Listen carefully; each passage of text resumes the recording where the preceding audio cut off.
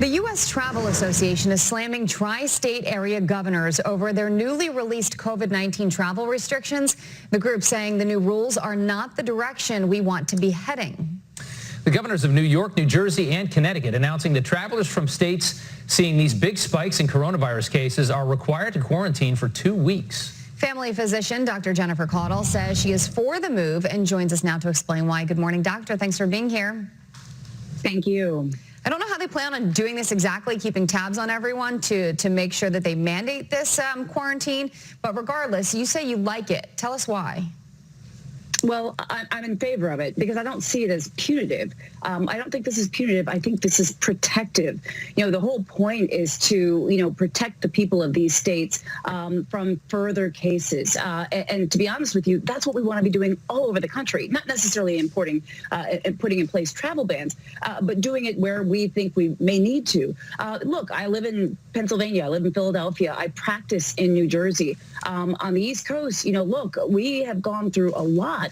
And I do understand the concept of not wanting to go back through that again. We do know things like social distancing and quarantining and wearing masks and things like that work. So again, it's not asking people not to travel. It's asking people to be safe and to be careful about travel and to quarantine. I think that's important. It's not punitive. It's protective.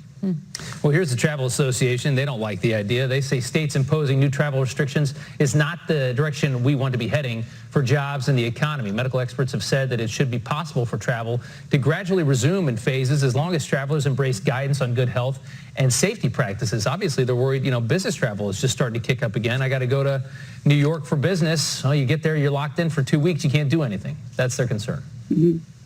No, understood.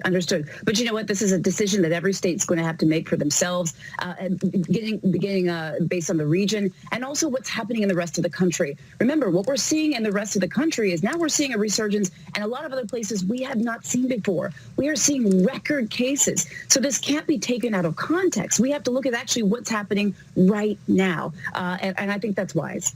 Let's talk about what's going on in Texas here specifically because they're putting a pause right now on reopening as cases spike. Let's go ahead and take a listen to the governor. Sure. Oh, sorry, this is a statement. I will read it for you. How about that? Okay. Quote, the last thing we want to do as a state is go backwards and close down businesses.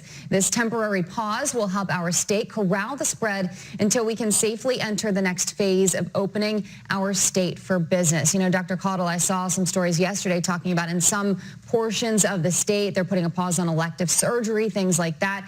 Yeah. I know it upsets a lot of people because it feels like we're going backwards, but when you see this spike in cases, is this the right thing to do? Well, of course it's the right thing to do because the spike in cases is telling us that, in effect, we are kind of going backwards, or at least we're not moving forward. We are having a resurgence in states and actually cases rising in states that we hadn't seen before. We know that this is a problematic thing for so many reasons. We're seeing record high numbers of cases. I know we have a graphic up. Hospitals are reaching their capacity in Texas. This is a problem. When hospitals start reaching capacity, it means that our ability to care for people starts becoming limited and potentially rationed. This is a problem. And the CDC director mentioned yesterday that perhaps we could have actually 10 times more cases than actually what we know about.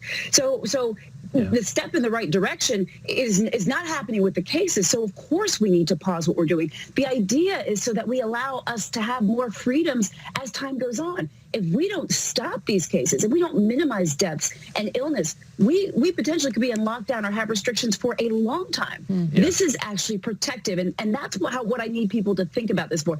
This is not punitive. This is not punishment. This is not blaming. This is what this is called is protecting us from what potentially could happen in the future. That's what this is. Some of these places really reopened. My friend in Texas said that he went to a bar, which was open. They were making the big drinks, putting 6 straws in it, and there you go. Oh, my gosh. This is what happens, I think, so people have to make a decision.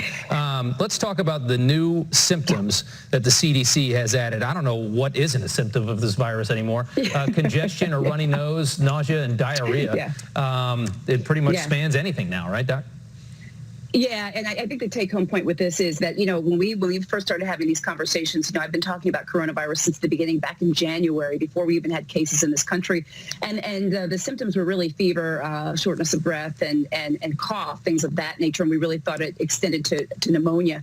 All of a sudden, or rather gradually, as we learn more about the condition, we understood more about it. We understood that actually people can have loss of smell or loss of taste. We understood that people can have muscle aches, headaches, etc. And now the congestion, runny nose, nausea, vomiting, diarrhea, these are symptoms we've seen. The CDC has updated the list.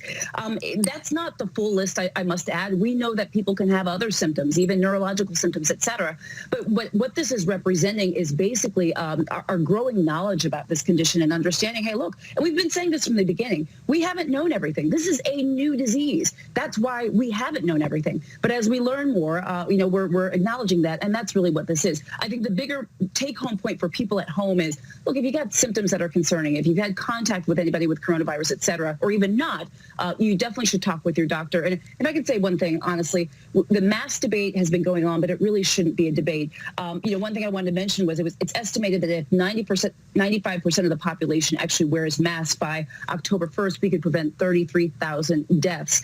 This is by the University of Washington's Institute for Health Metrics and Evaluation. Right. I need to mention that because we've got to wear masks, social distance, and all of that stuff. Really, guys, that's what we got to be doing. Good advice. Doctor, thank you so much. Appreciate it. Have a good day. Thank you.